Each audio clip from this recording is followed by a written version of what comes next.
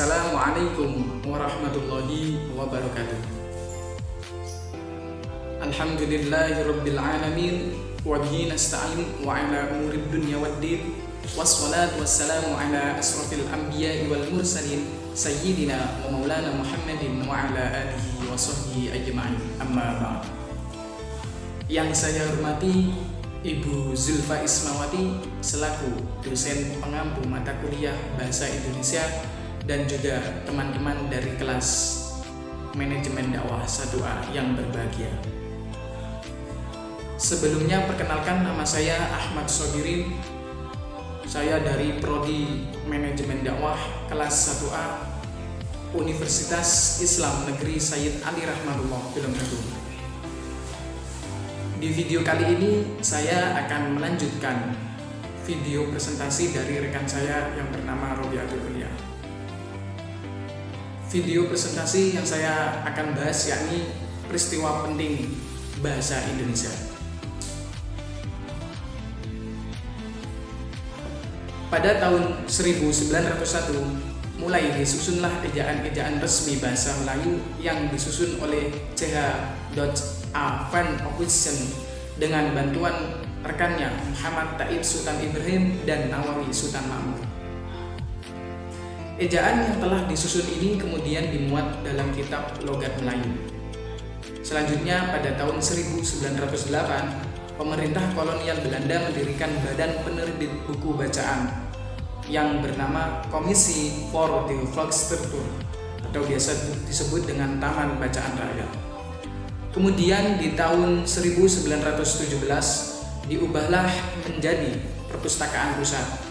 Badan penerbit menerbitkan novel seperti Siti Nurbaya dan juga Salah Satu Perawatan, buku tentang panduan penanaman, buku pemeliharaan kesehatan yang tidak sedikit membantu menyebarkan bantuan di masyarakat Melayu.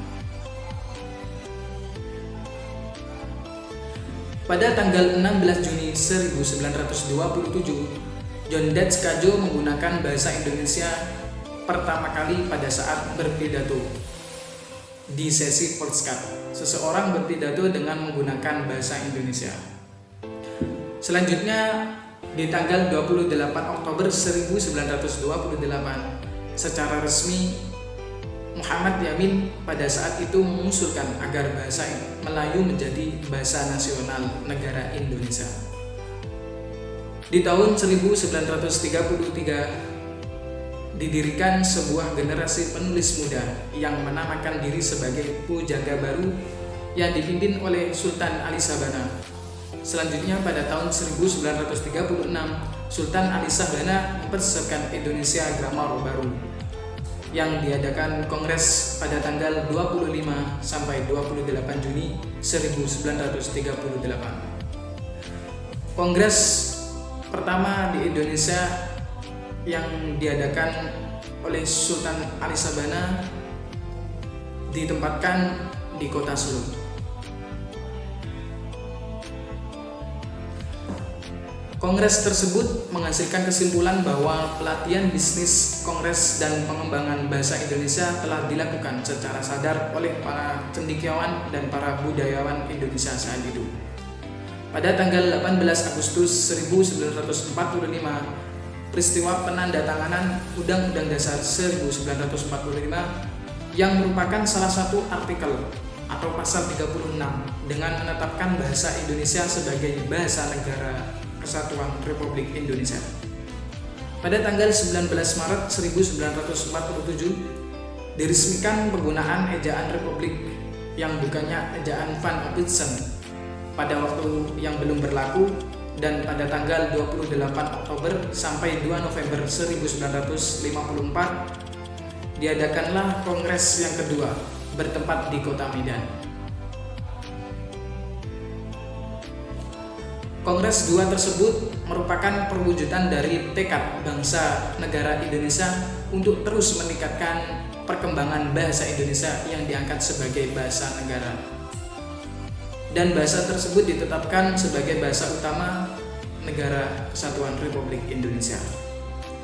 Selanjutnya tanggal 16 Agustus 1972 Bapak Soeharto selaku Presiden Republik Indonesia waktu itu meresmikan Indonesia Peningkatan Ejaan yang Disempurnakan atau biasa disebut dengan EYD.